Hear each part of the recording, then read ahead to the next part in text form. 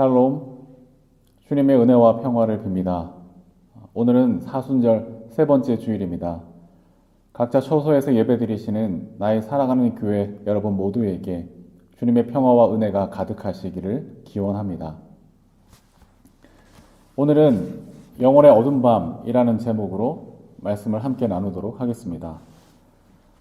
엘리 비젤은 나이트라는 그의 책에서 그가 아우슈비츠 수용소에서 겪었던 이야기를 들려줍니다.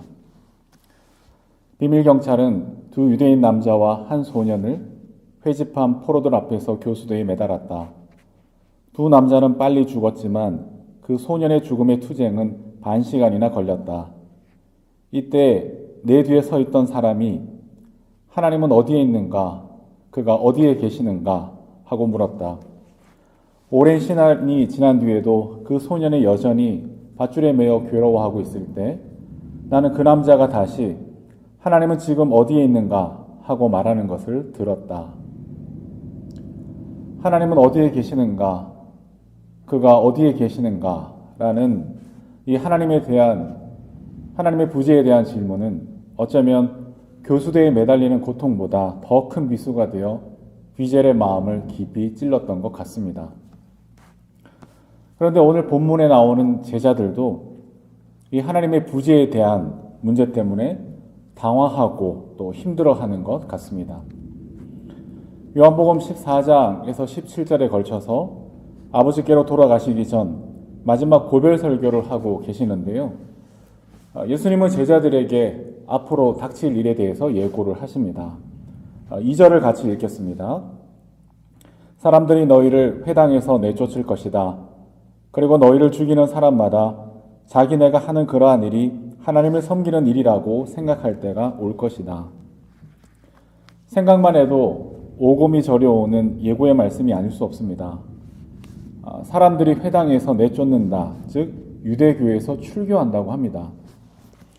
유대인들의 18축복 기도문 중에 12번째 내용을 보면 배교자들에게는 어떤 소망도 없게 하시고 나사렛인들과 이교도들이 일순간에 멸망하도록 하시고 그들을 생명책으로부터 지워버리셔서 라는 내용이 있습니다. 여기서 나사렛인들이란 그리스도인들을 말합니다. 종교와 사회가 일치된 유대 공동체에서 출교당하는 것은 성문 바깥에 놓여지는 것이고 법의 보호를 받지 못하는 것입니다. 유대교에 대해서는 상대적으로 관대하던 로마 당국도 이제 유대교에서 출교된 제자들은 함부로 다루게 됩니다. 제자들이 처참하게 죽임을 당하는 일도 비일비재하게 일어나게 될 것이죠. 더 큰 문제는 제자들을 핍박하고 쫓아내고 죽이면서 이런 일이 곧 하나님을 섬기는 일이라고 생각하는 것이죠. 갈릴리에서 물고기를 잡던 어부에 지나지 않던 이들, 기껏해야 로마 당국 세관원이 되어서 유대인들에게 세금이나 거두던 제자들이 과연 이 엄청난 사회적 죽음을 과연 감당할 수가 있을까요? 그런데 이게 다가 아닙니다. 더 큰 어려움은 예수님이 떠나가신다고 합니다. 예수님의 부재를 예고하십니다. 제자들에게 닥칠 환난을 예고해 놓으시고는 주님은 떠나가신다고 합니다. 생각하기에 따라서는 이런 배신이 어디에 있나 싶을 수도 있습니다. 나를 따라오너라 해서 부모도 떠나고 이웃도 떠나고 고향도 뒤로 한 채 3년 동안 예수님을 따라다녔는데 이제 와서 제자들을 내팽겨 쳐두고 떠나가신다고 합니다. 그동안 수고한 보람도 없이 핍박과 죽음이 기다리고 있다라고 하시면서 말이죠. 제자들 마음이 몹시 당황스러웠을 겁니다. 저라면 아마 그랬을 것 같아요. 그래서 6절에 보니까 너희 마음에는 슬픔이 가득 찼다 라고 하시고 요한복음 16장 22절에서는 지금 너희가 근심에 쌓여 있다고 합니다. 당연하죠. 미치지 않고서야 이런 상황을 어떻게 담담하게 받아들일 수 있겠습니까? 슬퍼하는 것과 근심에 빠지는 일은 당연합니다. 그나마 순화해서 그런 것이지 실제 제자들의 마음은 더 복잡하게 여러 감정이 들었을 겁니다. 지난 3년 동안 예수님과 동고동락했던 것보다 어쩌면 지금 더 간절히 예수님이 필요한 바로 이때에 주님의 부재를 어떻게 바라봐야 할까요? 그런데 주님의 부재 예고를 듣고 당황하고 슬퍼하는 제자들의 모습은 아우슈비츠의 비젤의 이야기도 또 제자들만의 상황도 아닌 오늘을 사는 우리들에게도 그대로 해당되는 것 같습니다.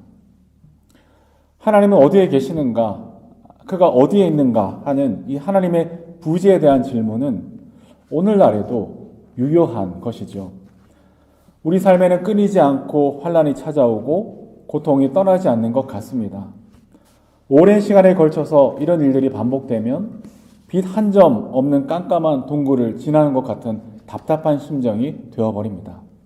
그러면 우리는 마음속에서 참아두었던 외침을 비젤이 들었던 것처럼 외치게 되는 것이죠. 하나님은 어디에 있는가? 그는 어디에 있는가? 불의와 악이 판을 치고 그로 인해 고통이 가중될 때 고통 자체도 우리를 아프게 하지만 그보다 더 고통스러운 것이 있습니다. 이전에도 환난과 어려움이 없었던 것은 아니지만 그때마다 하나님의 인재와 손길을 느낄 수 있어서 그나마 인내하고 견디었습니다. 그런데 어느 순간부터는 하나님이 간절히 필요한 바로 그때 하나님이 어디에 계시는지 알 수가 없고 하나님의 부재와 침묵이 느껴집니다. 이것이 우리를 더욱 쓰라린 고통을 안겨줍니다. 삶이 고단하고 힘들어도 하나님의 임재를 느낄 수 있어서 다행이었는데 이제 하나님이 느껴지지 않고 하나님의 부재와 침묵만이 가득하게 될 때 고통 자체보다 더 고통스러운 일이 되는 것이죠. 일이 이 지경이 되면 하나님에 대한 감정도 거칠어집니다. 당연한 것이죠. 필립 얀시의 표현대로 하나님께 상처를 받습니다. 배신감도 느끼고 불경스럽게도 하나님을 용서할 수 있을까? 영화 밀양에 나오는 시내의 대사처럼 하나님께 복수하고 싶은 사나운 마음이 솟구쳐 오르게 됩니다. 세상 끝날까지 함께 하시겠다는 약속은 어디 있느냐? 혹시나 하나님이 무능하신 분이신가? 아니면 사랑이 없는 분이신가? 그래서 하나님도 어쩔 수 없이 환난과 고통의 시간에는 자신의 얼굴을 숨기시는 것인가 싶은 마음도 듭니다. 이런 온갖 의민과 회유에 대하여 주님은 뭐라고 대답을 하실까요? 7절에 보니까 그러나 내가 너희에게 진실을 말하는데 내가 떠나가는 것이 너희에게 유익하다. 너희에게 유익하다. 사람 속을 제대로 긁어 놓으시는 것 같습니다. 나를 따라오너라 하실 때는 언제고 지금에서는 엄청난 환난과 고난을 예고해 놓으시고는 하신다는 말씀이 자신이 떠나가는 것이 하나님의 부재를 경험하는 것이 너희에게 유익하다라고 말씀합니다. 하나님의 부재의 경험이 어떻게 유익이 될 수 있겠습니까? 하나님의 사랑, 하나님의 다함이 없는 능력, 세상 끝날까지 함께 하시겠다는 약속은 어디로 가고 하나님이 가장 필요한 지금 이 순간 하나님의 부재 경험이 오히려 유익이 된다는 주님의 말씀은 선뜻 이해하기가 어렵습니다. 그런데 이런 회의와 의심에 대해서 전통적으로 기독교 영성가들은 예수님의 말씀이 맞다라고 이구동성으로 말합니다. 즉 하나님의 부재 경험이 주는 유익이 있다라고 한 목소리로 외칩니다. 어떤 면에서 과연 그런 것일까? 그들의 답변을 들어보겠습니다. 신앙 여정의 어느 순간에 이르게 되면 하나님의 부재와 침묵을 경험하는 때가 반드시 오게 된다고 합니다. 그 순간을 영혼의 어두운 밤이라고 이름을 붙였는데요. 영혼의 어두운 밤. 이 영혼의 어두운 밤을 지나게 되면 더 이상 친밀했던 하나님과의 교제가 체험되지 않는다고 합니다. 친밀한 하나님과의 교제가 딱 끊겨버리고 영적으로 심각하게 메말라 버리는 같은 느낌을 갖는 것이죠. 하늘문이 닫힌 듯 영감과 통찰력은 전혀 떠오르지 않고 어둠의 신념 속으로 한없이 끝없이 추락하는 듯한 경험을 합니다. 이런 영혼의 밤에 지날 때 나오는 대부분의 반응은 뭐가 잘못된 것일까 하는 반성과 자책감. 그래서 뭔가 회복하려고 다시 열심을 내보려고 하지만 허사가 됩니다. 그러다가 지치게 되고 마음밭은 황무지가 되어버리는 것이죠. 기독교 영성가들에 의하면 그런데 이러한 영혼의 어두운 밤이야말로 우리의 영혼이 정화되어 가는 시간이라고 말합니다. 영혼이 깨끗하게 정화되어 가는 것이죠. 영혼의 어두운 밤을 지나는 동안 비록 하나님과의 친밀한 교제는 느껴지지 않지만 거짓 자아는 떠나가고 껍데기는 깨어지고 참 자아를 더 깊이 발견하게 된다고 합니다. 하나님이 원래 지으신 참 자아를 향하여 더 깊은 내면으로 여행을 하게 된다는 것이죠. 이를 통해 영혼의 정화가 이루어진다고 합니다. 이것에 대해서 파크 J. 팔머도 자신의 경험을 이야기합니다. 삶이 내게 말을 걸어올 때라는 책에서 어둠의 경험은 진정한 나의 자아로 돌아오는 데 꼭 필요했으며 그것을 사실대로 말하는 것은 내가 빛 속에 머무르는 데 도움이 된다고 했습니다. 심지어 자신이 어둠 속으로의 추락, 병적 우울증에 빠져 바닥까지 떨어지는 추락을 경험하면서 그는 자신의 삶을 향한 소명과 참된 자아를 발견하게 되었다고 합니다. 영혼의 어두운 밤이 그를 정화시키고 깨끗하게 해서 참된 자아와 소명을 발견하게 했습니다. 본문의 제자들도 예수님의 부재로 인해 뿔뿔이 흩어지게 됩니다. 예수님과 함께하는 그 모든 날들의 찬란함은 완전히 잊혀진 채 쫓겨나고 죽임을 당하는 처지로 내몰립니다. 나를 따라오라고 해서 여기까지 왔는데 남은 것은 주님의 떠나심, 그로 인한 주님의 부재만이 남습니다. 하지만 그렇게 주님의 부재와 영혼의 어두운 밤을 통과하면서 마치는 예수님의 약속대로 제자들은 그 영혼이 정화되고 새로운 소명을 부여받는 유익을 누립니다. 예수님의 제자이면서도 개인적 욕망으로 가득했던 그들이 예수님이 부재하시는 밤을 지나면서 땅끝까지 이르러 주님의 증인으로 새로워지게 되었습니다. 죽기를 두려워하고 부인하고 도망했던 제자들이지만 영혼의 어두운 밤을 거치면서 드디어 그들은 예수님을 세상에 보여주는 증인으로 살았던 것이죠. 요한복음 15장 27절에서 너희도 나의 증인이 될 것이다 라고 하셨는데 이를 위하여 그들의 영혼이 정화되는 어두운 밤을 반드시 통과해야만 했었던 것이죠. 저의 신앙 여정에서도 피할 수 없는 영혼의 어두운 밤을 지났다라고 저는 믿습니다. 찬송가 442장에 나오는 우리 서로 받은 그 기쁨은 알 사람이 없도다. 이 고백이 진짜 저의 경험에서, 삶의 경험에서 나온 것임을 저는 잘 알고 있습니다. 저에게도 그런 기쁨과 고백이 있었으니까요. 정말 하나님과의 친밀한 교제는 볼품없는 저의 삶을 찬란하게 해주었고 힘있게 해주었습니다.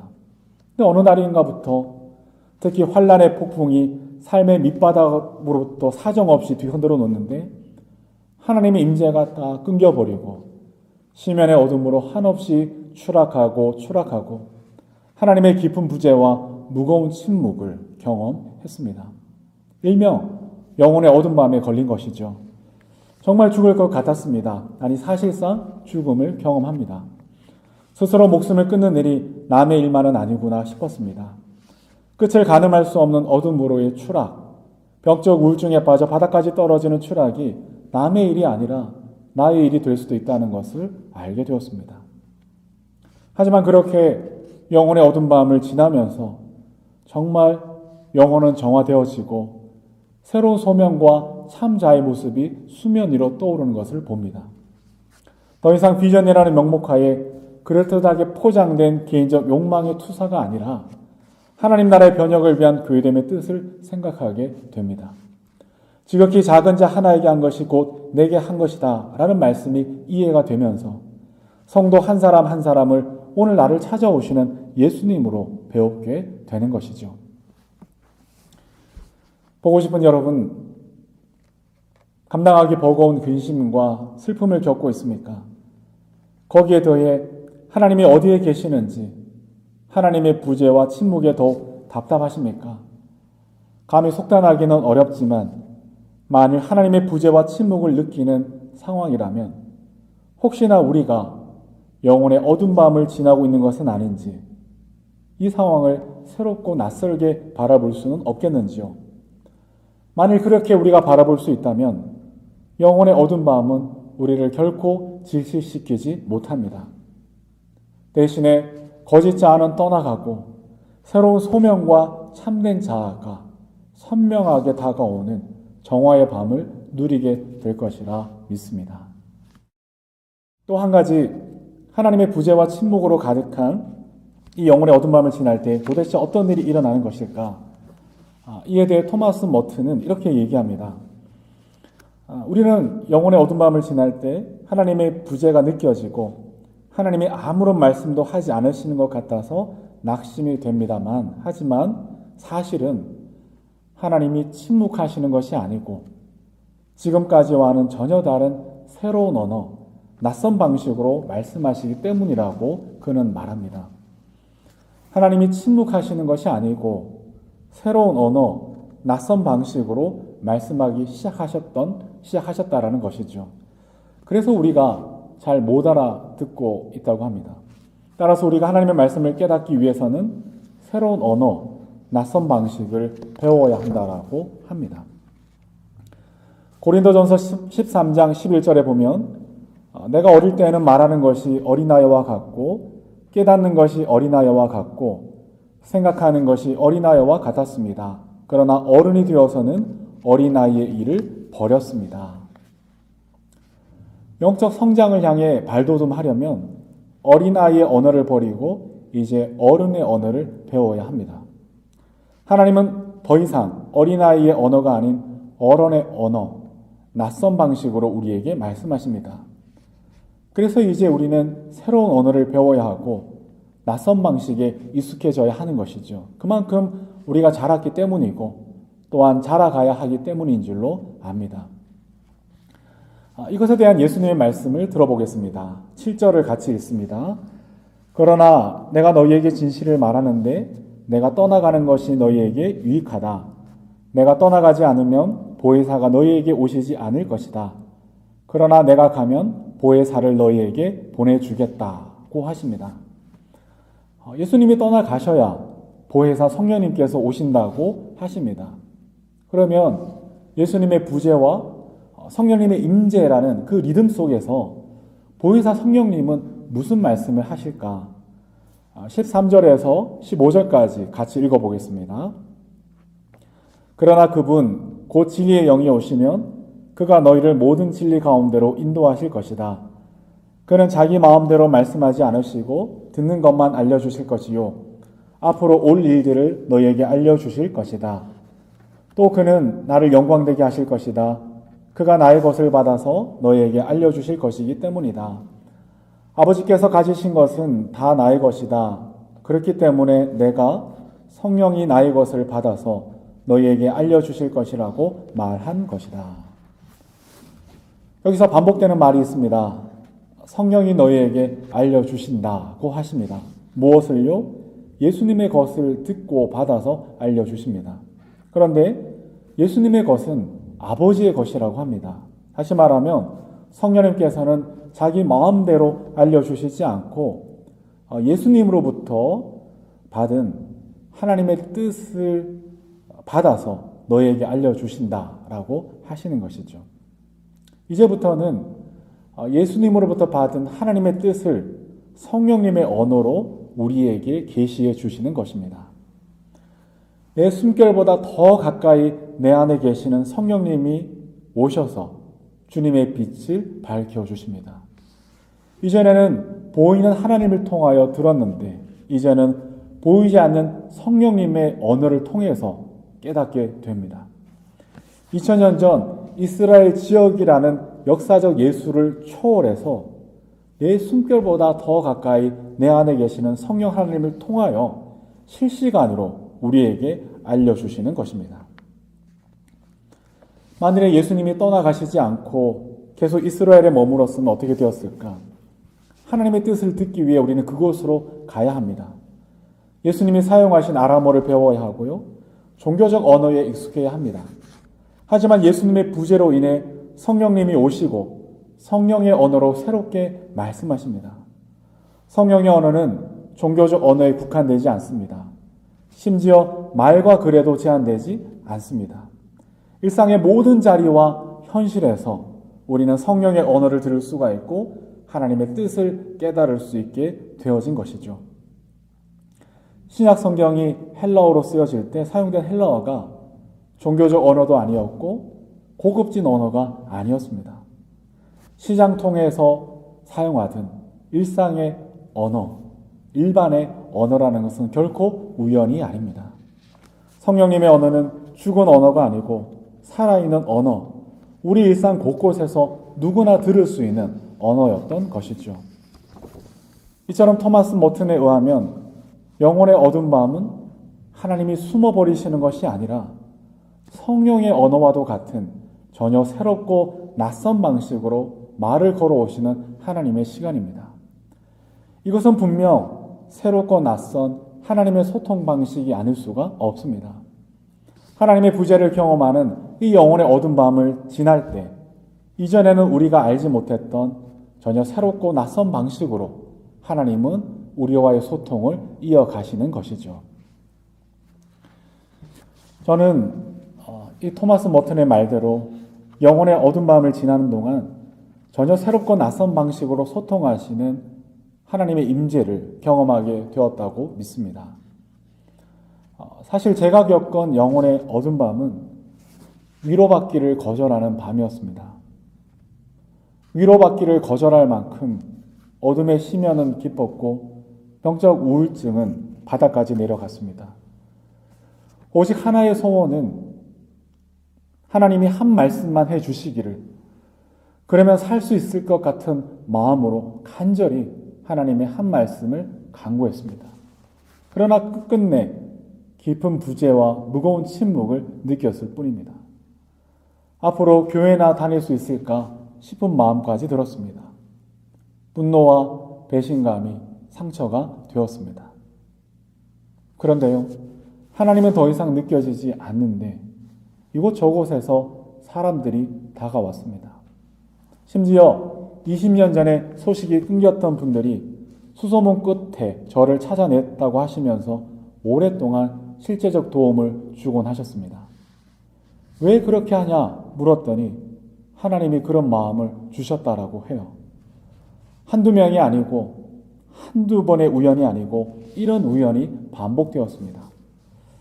우연이 반복되면 필연이 되는 것인가요? 그러면서 어느 순간에 깨달으셨습니다. 하나님은 여전히 거기에 계셨고 새롭고 낯선 방식으로 저의 삶을 돌보고 계셨습니다. 이전에는 알지 못했던 새롭고 낯선 방식, 즉 사람들의 손길을 통해서 하나님은 자신을 저에게 계시해 주셨고 말씀해 주셨고 인도해 주셨습니다. 하나님의 사랑, 하나님의 능력, 세상 끝날까지 함께 하시겠다는 그 약속을 변함없이 신실하게 지켜주고 계셨던 것입니다. 이처럼 영혼의 어두운 밤을 통과하면서 여전히 거기에 계신 하나님의 새롭고 낯선 방식을 통해 하나님의 임재를 경험하는 줄로 믿습니다. 그렇게 되면 우리의 오감이 열리고 영적 감수성이 개발되고 깊어지면서 하나님의 임재를 경험하는 자리가 확장이 됩니다. 기존의 문법과 언어를 넘어섭니다. 창조 세계 속에서도 하나님의 임재를 예민하게 느끼게 됩니다. 바람이 실어오는 노래 속에서도 하나님의 음성을 듣습니다. 꽃들이 피어나는 순간에도 세차게 내리는 빗물을 맞으면서도 조용필의 바람의 노래를 들으면서도 베토벤의 합창 교향곡을 음미하면서도 흘러가는 한강물을 바라보면서도 아기의 꼼지락거리는 발가락을 만지면서도 살아가는 이들의 미소 속에서 이웃의 친절한 배려 속에서 코로나19 시대 최전선에서 싸우는 의료진들과 사람들을 보면서 취약계층을 위하여서 기꺼이 양보하는 배려를 목격하면서 사회적 거리를 감수하고 견디며 인내하는 성숙한 시민들 속에서 하루하루 노동하며 땀 흘리는 이들 곁에서도 새롭고 낯선 방식으로 우리와 소통하시고 지금 여기 우리와 함께 하시는 임마누엘 하나님의 임재를 깊이 느끼게 되는 것입니다.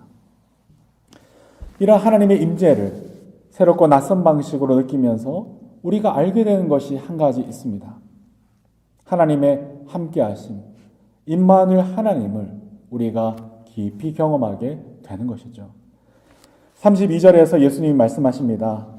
너희가 나를 혼자 버려두고 제각기 자기 집으로 흩어져 갈 때가 올 것이다. 그 때가 벌써 왔다. 그런데 아버지께서 나와 함께 계시니 나는 혼자 있는 것이 아니다. 나는 혼자 있는 것이 아니다. 라고 하신 주님이 우리에게 말씀하시는 것이죠. 너는 혼자가 아니다. 너는 혼자 있는 것이 아니다. 제자들이 부인하고 하나님께로부터 버림을 받으시고 십자가에 홀로 버려졌던 주님. 그래서 누구보다 홀로 있는 우리의 마음을 잘 아시는 주님이 약속하십니다. 너는 혼자 있는 것이 아니다. 아버지가 함께 하시듯 내가 너와 함께 하고 있다. 라고 말씀해 주십니다. 뿐만 아닙니다. 하나님의 임재를 새롭고 낯선 방식으로 느끼면서 결국에는 우리가 경험하는 고통과 아픔은 나만의 것이 아니라 하나님의 싸움인 것을 깨닫게 됩니다. 요한복음 16장 33절에 보니까 내가 이것을 너희에게 말한 것은 너희가 내 안에서 평화를 얻게 하려는 것이다. 너희는 세상에서 환난을 당할 것이다. 그러나 용기를 내어라.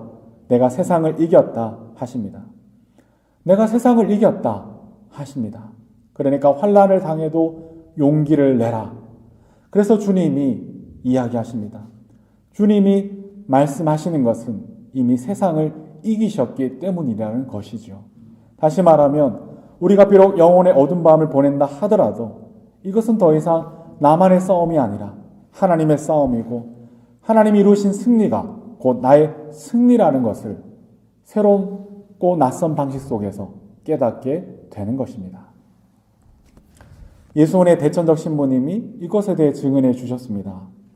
하루는 고통 중에 괴로워함을 기도하시는데 주님께서 문득 그런 마음을 주셨대요. 너는 왜 너의 일로만 고통하느냐? 그래서 대천적 신부님이 하나님도 고통스러운 일이 있으신가요? 여쭈었더니 온 세계가 내 문제고 내 고통이다 라고 마음에 감동을 주시더랍니다. 그렇죠. 죽을 것 같은 나의 문제와 나의 고통은 나만의 것이 아니라 그것은 하나님의 문제이고 그리고 하나님의 고통이고 하나님의 싸움이더라 라는 겁니다. 다시 말하면 우리는 혼자가 아니고 십자가에서 죽으시고 부활하신 주님이 지금 여기 우리와 함께하고 계시다라는 사실입니다. 보고 싶은 여러분, 사회적 거리를 두는 것이 미덕이 되어버렸고 각자 처서로 흩어져서 홀로 있는 날들을 보내고 있는 시간 속에서 혹시나 영혼의 어두운 밤을 지내고 있으십니까? 위로받기를 거절할 만큼 고통에 처해 있으십니까? 요한복음 16장 20절에서 주님이 약속하십니다. 너희가 근심에 쌓여도 그 근심이 기쁨으로 변할 것이다. 그리고 23절에서는 너희가 아버지께 구하는 것은 무엇이나 아버지께서 내 이름으로 주실 것이다 하셨습니다. 이 약속을 굳게 붙들고 이것을 소원하고 간구하시기를 축복합니다. 비록 눈에 보이는 하나님은 느껴지지 않더라도 눈에 보이지 않은 하나님의 새롭고 낯선 방식을 배우게 될 겁니다. 이를 통해 눈에 보이지 않는 하나님의 임재와 새로운 소통의 방식을 배우게 되는 것이죠. 오감과 영적 감각이 활짝 열리면서 이전보다 더 깊고 풍성하게 예수 그리스도의 빛이 환하게 켜지는 것을 체험하게 될 겁니다. 아무쪼록 이 은혜와 복을 누리시는 우리 모두가 되시기를 주님의 이름으로 축복합니다. 아멘. 새김의 기도를 드리시겠습니다. 자비하신 하나님, 세상이 멈추어 버린 것 같고 빛이란 빛은 모조리 꺼진 듯한 어둠이 가득한 시간을 보내고 있습니다. 영혼의 어두운 밤을 우리 각자가, 우리 사회가, 세계가 보내고 있습니다. 주여 우리를 불쌍히 여겨 주옵소서. 그러나 이런 어두운 밤을 통과하면서 비로소 우리의 영혼이 정화되어 가는 하나님의 신비를 알게 됩니다. 영혼의 어두운 밤에서도 여전히 새롭고 낯선 방식으로 우리를 인도하시는 하나님의 임재를 경험하게 해 주옵소서. 숨결보다 더 가까이 내 안에 계시는 성령님의 움직임을 마음 깊이 느끼도록 영적 감성을 일깨워 주옵소서. 코로나19 시대에 병으로 고통당하는 이들을 치유해 주시고 치료와 방역을 위해 애쓰는 모든 분들에게 힘을 더하여 주옵소서. 생업의 어려움을 겪는 분들에게 살 길을 열어주시고 우리 사회 구석구석에 빛 대신 주님의 빛을 비추어 주시사 어둠이 물러가고 밝은 새날이 오게 하여 주옵소서. 각자 처소에서 예배드리는 모든 성도들의 마음과 가정과 일터를 굽어 살펴주시고 위로하여 주옵소서. 우리의 자녀들을 세밀하게 돌보아 주옵소서. 우리 부모님들을 보호해 주옵소서. 기저질환으로 조심하고 있는 성도들의 건강을 지켜 주옵소서. 물질의 어려움 겪는 가정이 없게 하시고 고난 중에 부르짖을 때 응답해 주옵소서.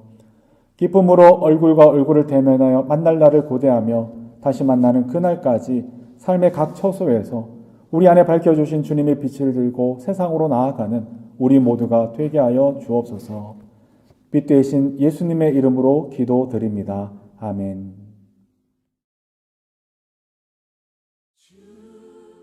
내 소망을 주도 알기 원합니다. 이전보다 더 가까이 가기 원합니다.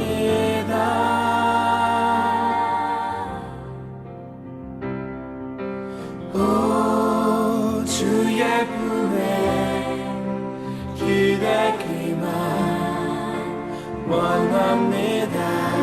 주의 사랑으로 변화시켜 주시옵소서.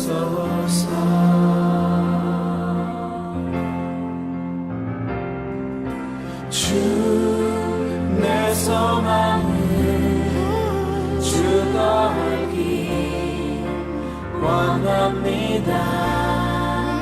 이전보다 더 가까이 가기 원합니다.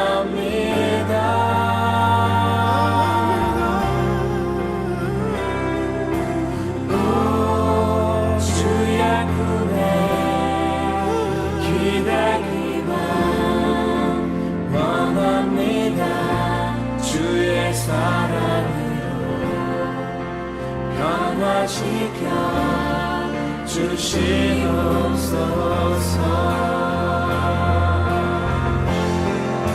주 사랑으로 날개치며 오르게 하소서. 은밀한 곳에 영원히 거하게 하소서.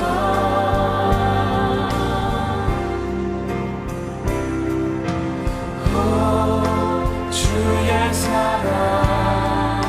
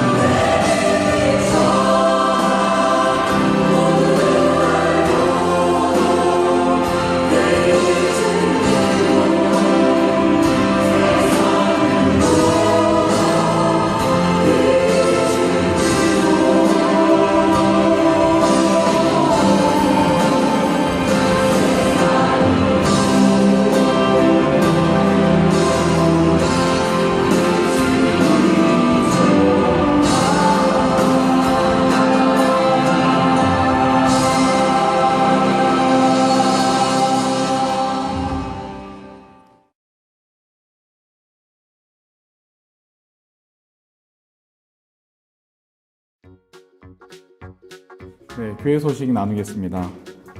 각자 처소에서 예배하는 나의 사랑하는 교회 여러분, 주님의 은혜와 평화가 가득하시기를 빕니다. 사회적 거리 두기가 일상화되면서 머리로는 이해하지만 또 삶의 구석구석에서 무거워지는 때입니다. 이런 때에 또 우리가 서로서로 함께 할 수 있는 경험을 발휘하는 창조적 지혜가 필요합니다. 주중에도 또 목장별로, 또 세대별로, 또 전화 등으로 안부를 여쭈어 주셔서 또 함께하고 있음을 느끼는 그런 시간이 되었으면 좋겠습니다. 기도가 많이 필요합니다. 또 국가적, 세계적 위기 속에서 또 속히 치료제 개발을 위해서 기도해 주시고요. 또 어려운 시기에 더욱 성숙한 시민 의식을 계속해서 발휘할 수 있도록 기도해 주십시오. 또 치료와 방역의 최전선에 있는 분들과 또 건강과 생활에 있어서 어려움을 겪고 있는 분들을 위해서도 함께 기도해 주시기를 부탁드리겠습니다. 이번에는 우당탕구 소식도 아울러 전해드립니다. 우당탕탕부입니다. 애들 안녕? 잘 지내고 있니? 얼른 보고 싶다. 코로나 이게 끝나고 학교도 가고 우리 만나서 얼른 예배 드렸으면 좋겠다. 특별히 여러분의 집에서 돌봐주고 계신 부모님과 여러 보호자분들에게 고마운 마음 꼭 전하고, 여러분이 부모님 말을 잘 들어야지 여러분이 오래 생존할 수 있단다. 그것을 명심하기 바래. 그럼 라이브 방송 함께 잘 참여해주기 바라며, 그럼 이만. 네, 저희 함께 평화 인사를 나누시겠습니다. 안녕. 평안하십시오.